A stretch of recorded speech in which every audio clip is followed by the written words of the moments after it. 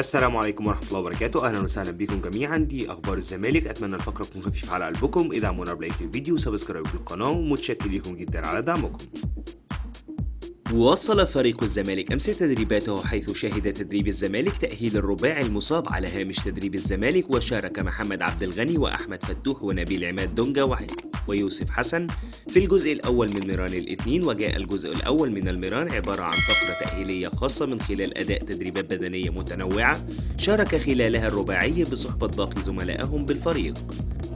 وعقب ذلك خاض الرباعي فقرة تدريبات قوية بالكرة بشكل منفرد تحت قيادة أندريا فليب سوزا مخطط الأحمال، على أن يستكملوا باقي فقرات الميران مع أفراد الفريق تمهيدا للمشاركة بشكل كامل في التدريبات المقبلة. خصص الجهاز الفني فقرة فنية للاعبين خلال التدريبات الجماعية أمس، وتضمنت هذه الفقرة أمور خططية خاصة منها التمركز داخل الملعب وسرعة نقل الكرة ما بين الخطوط. وعقب ذلك خاض لاعبو الفريق تقسيمة فنية مصغرة لعدة دقائق في جزء من الملعب تم خلالها تطبيق كل الأمور الخططية التي تم التدريب عليها، وذلك تحت إشراف فيريرا. شهدت تدريبات الفريق أمس مشاركة الرباعي الشاب محمد حسام بيسو ومحمد طارق وحسام أشرف وحاتم سكر. وخاض الرباعي الحصة التأهيلية في بداية الميران مع باقي أفراد الفريق، وعقب ذلك خاضوا تدريبات استشفائية ولم يستكملوا باقي الفقرات الميران وفقا للبرنامج الموضوع لهما، خوفا من تعرضهما للإجهاد. قرر الجهاز الفني السفر إلى الإسكندرية يوم الأربعاء المقبل قبل 24 ساعة من لقاء المصري بالدوري. أدى الثلاثي زيزو وعمر جابر والمثلوثي الفقرة التأهيلية في بداية الميران مع زملائهم بالفريق، وعقب ذلك خاضوا تدريبات خفيفة بالكرة بشكل منفرد بالإضافة إلى بعض الفقرات التأهيلية، وجاء ذلك لعلاج حالة الإرهاق لدى الثلاثي وتجهيزهم بالشكل المناسب وفقا للبرنامج الموضوع استعدادا للفترة المقبلة. مصدر بالزمالك أكد انتهاء البرنامج التأهيلي الخاص بالثنائي دونجا وفتوح، وقرر مشاركتهما في مباراة المصري يرجع إلى الجهاز الفني. فاز فريق الناشئين لكرة القدم بنادي الزمالك مواليد 2004 على حدائق الأهرام ب5 أهداف مقابل هدف في المباراة التي جمعتهما على ملعب الأخير ضمن منافسات الجولة الثالثة من المجموعة الثانية لدوري منطقة الجيزة. وأحرز أهداف الزمالك كل من محمد أسعد 3 أهداف هاتريك، خالد إسماعيل يوسف، ومحمود الدسوقي هدف. في حفل أوسكار المساء حصد الزمالك عدد من الجوائز، وهي كالتالي: أفضل نادي الزمالك، أفضل مدرب البرتغالي جوزفالدو فيريرا المدير الفني لنادي الزمالك، أفضل مشرف كرة أمير مرتضى منصور المشرف العام على الكرة بالزمالك، أفضل لاعب وهداف أحمد سيد زيزو نجم مصر ونادي الزمالك، أفضل حارس مرمى محمد عواد حارس مرمى منتخب مصر والزمالك، وأفضل لاعب شاب حسام عبد المجيد مدافع منتخب مصر الأولمبي والأول ونادي الزمالك، أفضل رياضي أحمد الأحمر قائد وكابتن نادي الزمالك ومنتخب مصر، أفضل منظومة إعلامية الزمالك. فاز يد الزمالك على نظيره جزيرة الورد بنتيجة 42-27، وذلك ضمن مباريات المرحلة الأولى من دوري المحترفين والتي أقيمت على صالة محمد حسن حلمي بنادي الزمالك. فاز الفريق الأول للكرة الطائرة للسيدات بنادي الزمالك على نظيره أصحاب الجياد بنتيجة 3-0 باللقاء الذي جمع بين الفريقين أمس بالصالة المغطاة بالقلعة البيضاء ضمن منافسات الجولة السادسة من الدور الأول لبطولة الدوري الممتاز. مباريات كأس العالم اليوم في اليوم الأول من الجولة الثالثة والأخيرة قبل دور ال16: الإكوادور والسنغال 5 مساء بتوقيت مصر، هولندا وقطر 5 مساء بتوقيت مصر، ويلز وإنجلترا 9 مساء بتوقيت مصر، إيران وأمريكا 9 مساء بتوقيت مصر.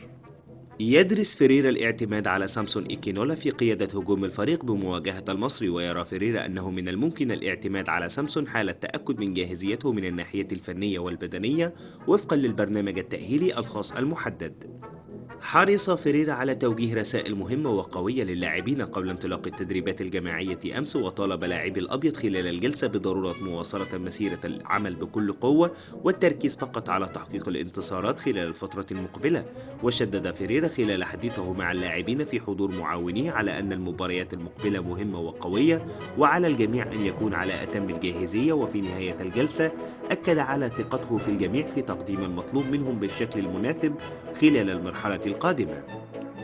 ميدو انتشرت تقارير صحفية على السوشيال ميديا تشير لاقتراب بن شرقي من العودة للزمالك، وواصل فريق الريمونتادا تواصل مع شقيق بن شرقي الذي أكد أن هذه الأخبار لا أساس لها من الصحة، وأن اللاعب لم يتحدث لا من قريب ولا من بعيد من أجل العودة للزمالك. وأتم شقيق اللاعب أكد أن اللاعب سعيد في الجزيرة الإماراتي ولا يفكر في الرحيل عن النادي من الأساس.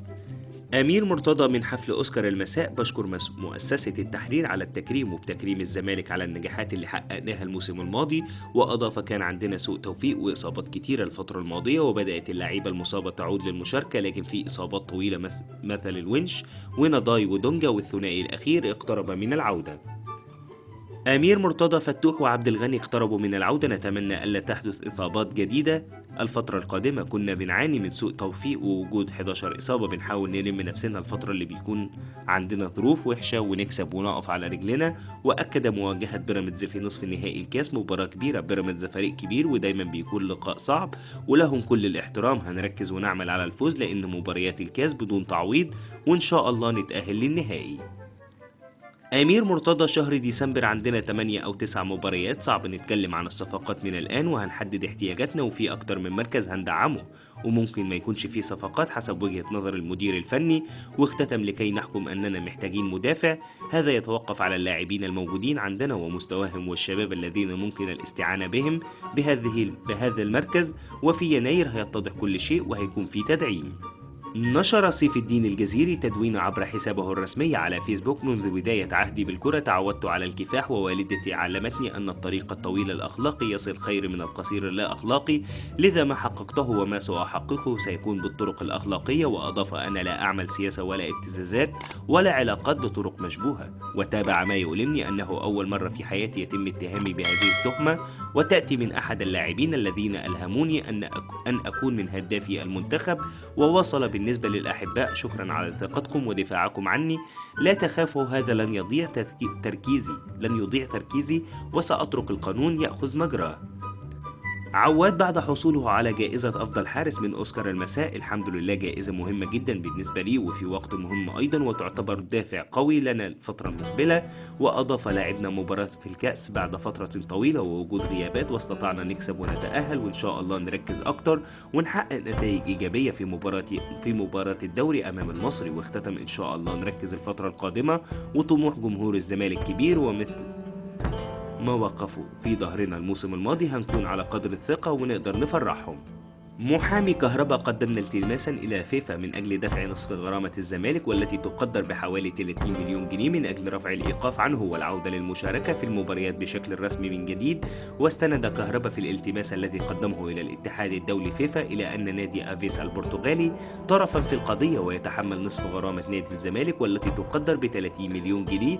وأيضا أضاف أنه ليس طرفا في أزمة إفلاس النادي البرتغالي، مؤكدا أنه جاهز لدفع الغرامة قبل يوم 26 ديسمبر المقبل، منعا لمضاعفة الغرامة إلى عام كامل.